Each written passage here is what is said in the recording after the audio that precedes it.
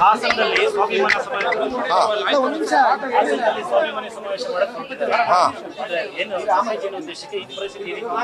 ಸ್ವಾಭಿಮಾನ ಒಳ್ಳೆ ಮಾಡಿದ್ರೆ ಒಳ್ಳೇದೇ, ಮಾಡಿದ್ರೆ ತಪ್ಪೇನಿಲ್ಲ ಅಲ್ಲ, ಮಾಡಲಿ.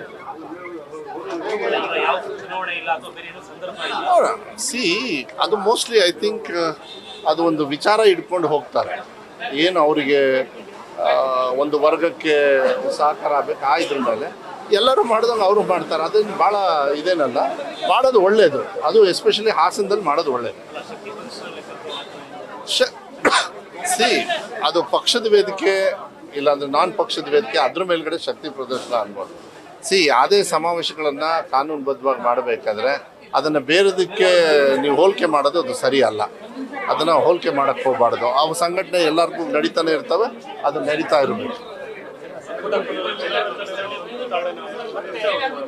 ಸಿ ಇದೆಲ್ಲ ನೀವು ಮಾಧ್ಯಮದವರು ನಾನು ಉತ್ತರ ಕೊಟ್ಟ ತಕ್ಷಣ ಇನ್ನೊಂದು ಥರ ಹೇಳ್ತೀವಿ. ಯಾರೂ ಅಲ್ಲ, ಕೆಲವರು ಮಾಡ್ತಾರೆ, ಇಲ್ಲ ಅಂತಾರೆ. ನಾನು ಇಷ್ಟೇ ಹೇಳೋದು, ಹೈಕಮಾಂಡ್ ಏನು ನಿರ್ಧಾರ ಯಾವಾಗ ತಗೊಳ್ತಾರೆ ಅದಕ್ಕೆ ನಮ್ಮ ಪಕ್ಷದ ಎಲ್ಲರೂ ಬದ್ಧವಾಗಿರ್ತಾರೆ. ಇದೇ ನನ್ನ ಫೈನಲ್. ಇದಕ್ಕಿಂತ ನಾನು ಏನು ಹೆಚ್ಚು ಹೇಳೋದು ಅಲ್ಲ. ಎಲ್ಲದು ಅಧ್ಯಕ್ಷರು ಇರ್ಬೋದು, ಇದು ಯಾವುದೇ ಇರಲಿ, ನಮ್ಮ ಪಕ್ಷದಲ್ಲಿ ಶಿಸ್ತು ಅನ್ನೋದಿದೆ. ಅಧ್ಯಕ್ಷರು ಅಂತ ಇದು ಏನು ಹೈಕಮಾಂಡ್ ಅಂತ ಇದೆ. ಹೈಕಮಾಂಡ್ ಮೂಲಕನೇ ನಾವೆಲ್ಲ ತೀರ್ಮಾನ ತಗೊಳ್ಬರುತ್ತೆ. ಅವ್ರ ಮಾರ್ಗದರ್ಶನ ಏನು ಕೊಡ್ತಾರೆ ಅದಕ್ಕೆ ನಾವು ಬದ್ಧವಾಗಿರ್ತಕ್ಕಂಥ ವ್ಯವಸ್ಥೆನ ಮಾಡ್ತೀವಿ. ಹಾಂ,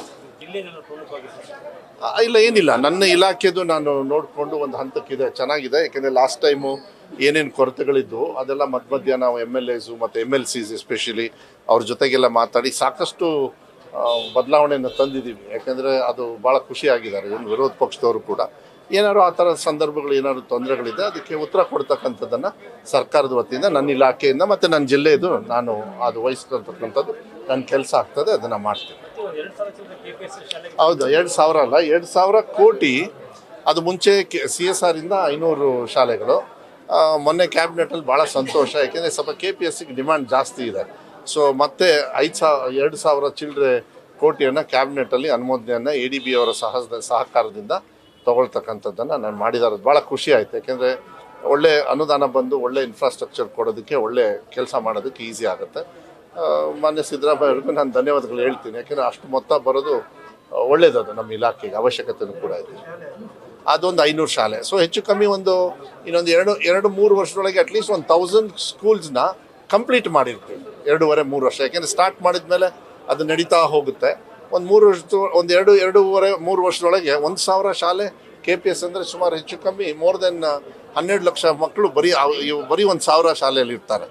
ಆ ಥರ ಶಾಲೆಗಳಿದು. ಅದು ಭಾಳ ಅನುಕೂಲ ಆಗುತ್ತೆ, ಒಳ್ಳೆ ಒಂದು ರೆವಲ್ಯೂಷನ್ ಆಗುತ್ತೆ, ಮಕ್ಕಳಿಗೆ ಸಹಾಯ ಆಗ್ತಕ್ಕಂಥದ್ದು ವ್ಯವಸ್ಥೆ ಆಗುತ್ತೆ. ಅವ್ರು ಕೇಳಿದ್ದಾರೆ, ಯಾರ್ಯಾರು ಹಗುರವಾಗಿ ಏನೇನು ಮಾತಾಡಿದ್ದಾರೆ, ಅವ್ರು ಕಾನೂನು ಮಿತಿಯಲ್ಲಿ ಮಾತಾಡಿಲ್ಲ ಅಂದರೆ ಅದೇನು ತೊಗೊಳ್ಬೇಕು, ಕಾನೂನಿದೆ, ಕಾನೂನು ತೊಗೊಳ್ತದೆ. ಹಾಂ, ಇಲ್ಲ, ನೋ ಆಬ್ವಿಯಸ್ಲಿ ನಾನು ಅದನ್ನ ಆಗಲೇ DC ಅವ್ರಿಗೂ ಮೊನ್ನೆ ನಾನು DC ಅವ್ರ ಜೊತೆಗೆ ಮೀಟಿಂಗ್ ಮಾಡಿದ್ನಲ್ಲ, ಅದನ್ನು ತೊಗೊಂಡಿದ್ದೀನಿ. ಫಾರೆಸ್ಟ್ ಅವ್ರಿಗೂ ಹೇಳಿದ್ದೀನಿ. ಬಿಕಾಸ್ ಅಲ್ಲಿ ಸ್ವಲ್ಪ ದಾರಿಯಲ್ಲೆಲ್ಲ ಕೆಲವು ಸಮಸ್ಯೆಗಳಿದ್ದಾವೆ. ಇದನ್ನು ಏನು 8.5 ಕಿಲೋಮೀಟ್ರು ಮಕ್ಕಳು ಒಂದು 35 ಮಕ್ಕಳಿದ್ದಾರೆ, ಬೇರೆ ಬೇರೆ ಇದನ್ನೆಲ್ಲ ಕೊಡಬೇಕು. ನಾನು ಹೇಳಿದ್ದೆ, ನನಗೆ ಏನು ಮಾಡಬೇಕು ನನ್ನ ಕಡೆಯಿಂದ ನೀವು ಹೇಳಿ, ಸೆಂಟ್ರಲ್ ಗೌರ್ಮೆಂಟಿಂದನೂ ಫಾರೆಸ್ಟ್ ಪರ್ಮಿಷನ್ ತೊಗೊಳೋದ್ರೆ ಮಾಡಬೇಕು. ಆ ಥರ ಹಳ್ಳಿಗಳನ್ನ ನೋಡೋದು ತಪ್ಪದು. ನಮ್ಮ ಜಿಲ್ಲೆಯಲ್ಲಿ ನಾನು ಅದು ಅವಕಾಶಗಳು ಕೊಡೋದಿಲ್ಲ. ಅವ್ರಿಗೆ 1.5-2 ತಿಂಗಳ ಹಿಂದೆ ಅವರು ಬೇಡಿಕೆ ಸ್ಟಾರ್ಟ್ ಮಾಡಿದ್ರು, ಅದನ್ನ ಫಿನಿಷ್ ಮಾಡಿಕೊಡ್ತಕ್ಕಂಥದ್ದು ವ್ಯವಸ್ಥೆನ ಮೊನ್ನೆ ನಾನು ಇದನ್ನು ಪ್ರಯಾರಿಟಿ ಮೇಲೆ DC ಅವ್ರ ಹತ್ರ ಮಾತಾಡಿದೆ. ಹಾಂ,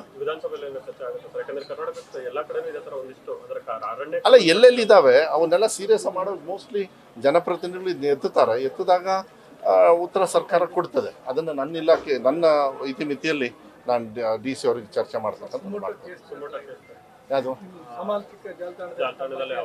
ನಾ ಹೇಳ್ತೀನಲ್ಲ, ಅದಕ್ಕೆಲ್ಲ ಯಾಕೆ ರಿಯಾಕ್ಷನ್ ಮಾಡಲ್ಲ.